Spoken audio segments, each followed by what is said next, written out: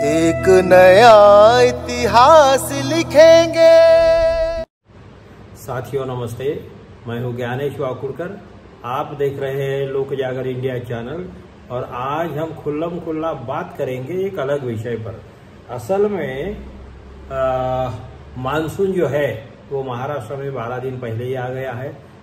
धड़क दे दी है उसने और बहुत जम के बरस रहा है। मुंबई में, पुणे में कई रोड अरे बिल्कुल ब्लॉक हो गए हैं। और सबसे बड़ी बात यह है कि मोदी जी या फिर फडणवीस जी या जो रेलवे मंत्रालय, इनके ईमानदारी का और कितने, और गडकरी जी, इनके ईमानदारी और कर्तृत्व शैली का परिचय देते हुए मेट्रो का जो स्टेशन था वो बह गया है।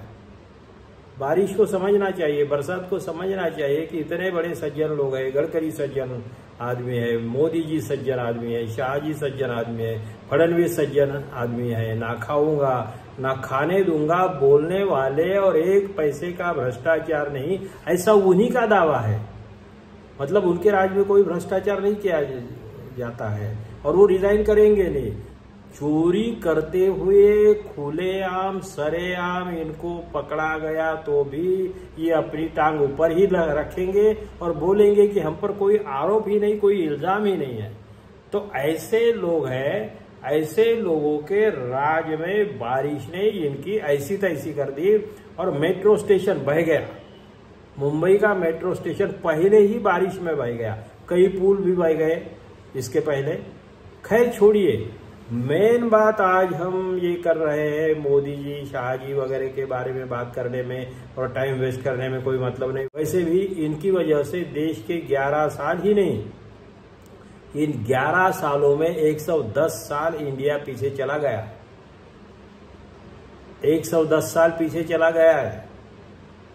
इस देश का जो कल्चर था, सबको साथ लेके चलने वाला, भाईचारे वाला, इन्होंने नफरत में बदल दिया है। जानवरों के झुंड में पार्टी इनकी अपनी बदल रही है और कई झुंड बनाए हैं जिन्होंने। इनकी 30-40 कोई इकाइयां है तो सब इकाइयां बोले तो नफरती झुंड में बदल दिए गए हैं। लेकिन आज हम खुल्लम खुल्ला बात करेंगे चुनाव के मामले में, स्थानीय निकायों के मामले में। बीजेपी डर गई थी क्योंकि विधानसभा लोकसभा के चुनावों में बड़े पैमाने पर ईवीएम में धांधली की जा सकती है, गड़बड़ियां की जा सकती है, रिजल्ट बदल दिए जाते हैं विधानसभा लोकसभा में। इसी के भरोसे पे 2024 का चुनाव भी उन्होंने जीता है और सत्ता में भी आए हैं, सत्ता में बने हुए हैं। लेकिन स्थानीय निकायों के चुनाव में इतना सारा संभव नहीं होता है। और स्थानीय निकायों के चुनाव बैलेट पेपर पे अगर हो जाते हैं तो नेचुरली जहां जहां बैलेट पेपर पे हो गए वहां फिर बीजेपी की ऐसी तैसी हो गई। तो महाराष्ट्र में और एक बात भी ये भी होती है कि इसीलिए बीजेपी डर रही थी, ये सारे पाप इनके विधानसभा लोकसभा के पापों के भरोसे पे स्थानीय निकायों में अगर ये बर्बाद हो गए और अगर ये इनको लोगों ने इनकी औकात दिखा दी तो फिर क्या होगा। इसलिए बीजेपी डर रही थी। लेकिन अब सुप्रीम कोर्ट ने ही बोल दिया है और चुनाव लेना पड़ेगा इनको। स्थानीय निकायों को इन्होंने तो बर्बाद कर ही दिया था क्योंकि सब शासन अपने ऑफिस से चला रहे थे, अधिकारियों के जरिए चला रहे थे, अपनी मनमानी चला रहे थे। लेकिन अब महाराष्ट्र में क्या होगा? सिंपल सी बात है कि क्या होगा। भाजपा और महाविकास आघाड़ी का, महायुति और महाविकास आघाड़ी का रिलेशन कैसा रहेगा, कौन सी पार्टियां साथ में रहेगी। तो इसमें महाराष्ट्र में एक सीधी सीधी बात दिखती है कि त्रिकोणीय मुकाबले महाराष्ट्र में होने की संभावना है। त्रिकोणीय मुकाबले होने की संभावना है। इसका मतलब क्या है कि 3 आघाड़ियां बनेगी। तो 3 आघाड़ियों में एक तो बीजेपी वाली है ही, बीजेपी वाली युति, महायुति जो भी बोले, तो उनकी एक युति है। अब ये महायुति के साथ में कांग्रेस और राष्ट्रवादी की महाविकास आघाड़ी एक साथ रहेगी या नहीं रहेगी। तो इस चुनाव में संभावना ये है और खबरें भी ऐसी आ रही है कि राष्ट्रवादी और कांग्रेस एक साथ नहीं लड़ेगी। राष्ट्रवादी का एक खेमा होगा, राष्ट्रवादी वाले मतलब शरद पवार की राष्ट्रवादी, उद्धव ठाकरे की शिवसेना और राज ठाकरे की मन से इनका एक अलायंस होगा। ये 3 मेन पार्टियां हो सकती है और इनके साथ में और कोई छोटी मोटी पार्टियां और हो सकती है, लेकिन राष्ट्रवादी शरद पवार, बाला साहब ठाकरे की शिवसेना और मन से इनका एक अलायंस होगा।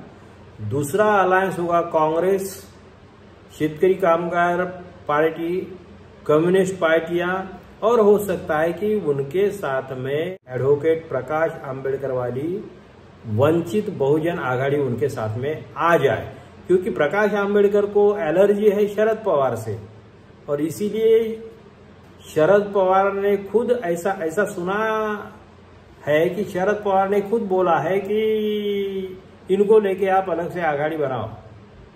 मतलब ये मिली जुली सरकार होगी, मिली जुली लड़ाई होगी। कांग्रेस और राष्ट्रवादी में जो अलग अलग खेमे बनेंगे, सोच समझकर चलने वाली चाल इनकी होगी। और तीसरी बात, बीजेपी तो है ही, अब इसके साथ में कांग्रेस के साथ में महादेव जानकर जैसे और छोटे मोटे लोग भी हो सकते हैं, लेकिन राजू शेट्टी भी इनके साथ में हो सकते हैं और भी छोटी मोटी पार्टियां हो सकती है। और बीजेपी का जो खेमा है वो तो अजित पवार है, उनके साथ में फिर वो एकनाथ शिंदे है और बीजेपी के है। ये 3 लोग तो मेन रहेंगे, 3 खिलाड़ी मेन रहेंगे और बाकी छोटी मोटी पार्टियां उनके साथ में भी रहेगी। और ये जरूरी भी है, इसमें महाविकास आघाड़ी वर्सेस बीजेपी ऐसा सामना नहीं हो सकता, क्योंकि बीजेपी के लिए भी वो नहीं, बीजेपी भी नहीं चाहेगी, इसलिए भी नहीं चाहेगी क्योंकि स्थानीय निकायों के चुनावों में लोगों की महत्वाकांक्षाएं बहुत ज्यादा बढ़ जाती है। कई कार्यकर्ता होते हैं, उनको विधानसभा लोकसभा का चुनाव बंडखोरी करके लड़ना ये तो इम्पॉसिबल सा होता है, एकदम से इतनी ये नहीं कर सकते, हिम्मत नहीं जुटा पाते हैं। लेकिन स्थानीय निकायों के चुनावों में अपने अपने कार्यकर्ताओं को चांस देने का एक मौका होता है, अपने अपने कार्यकर्ताओं को लड़वाने के लिए उनको एक अवसर मिलता है और इसी बहाने कार्यकर्ताओं का जोश भी टिका रहता है, संगठन भी बना रहता है, तो ये जरूरी होता है। और इसीलिए ये 3 कॉर्नर मुकाबले होना बिल्कुल लाजमी है, इसमें कोई शक नहीं है।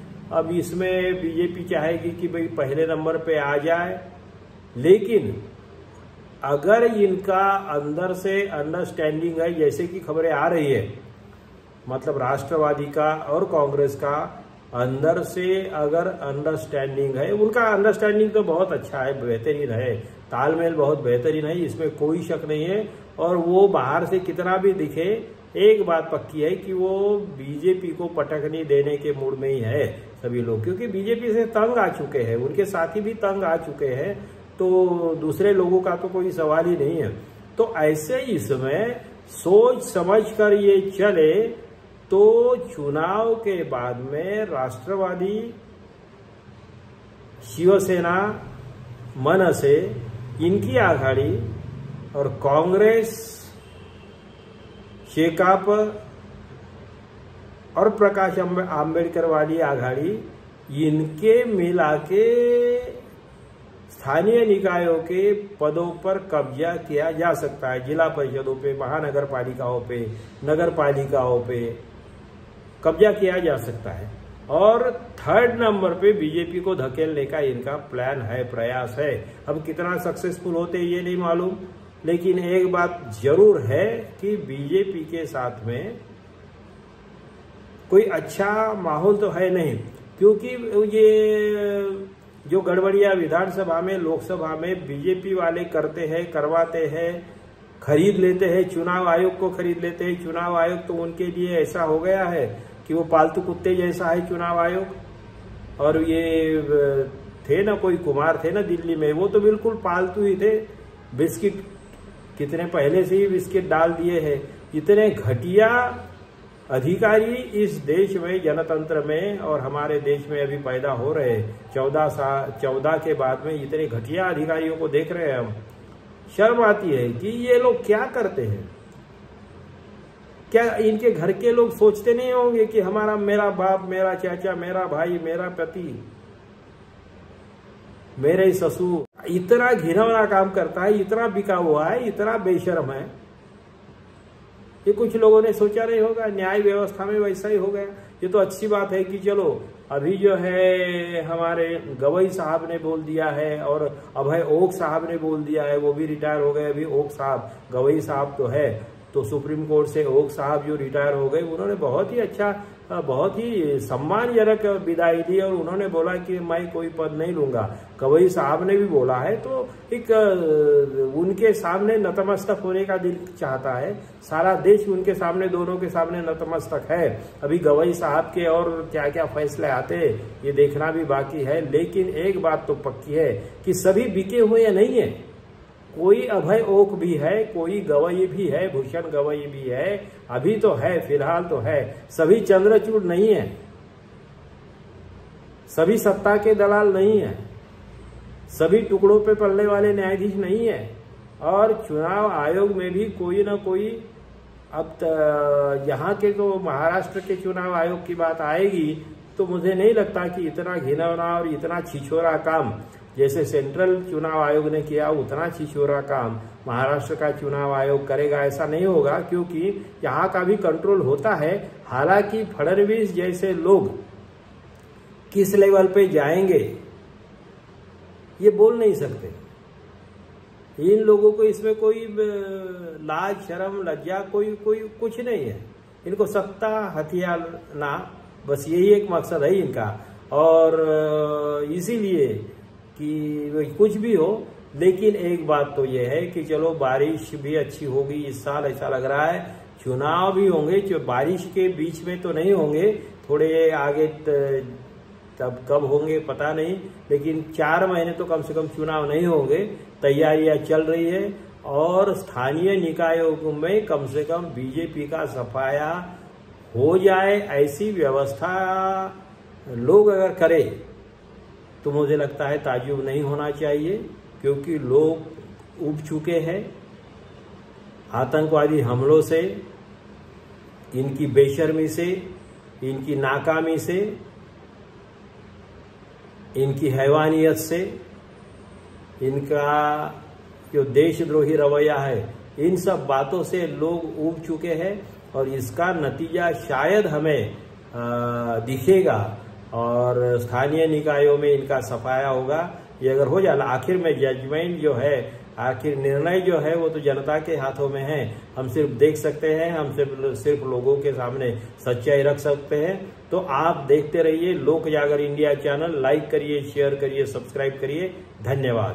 आने वाला कल है, यही मेरे देश का कल है। एक नया इतिहास लिखेंगे।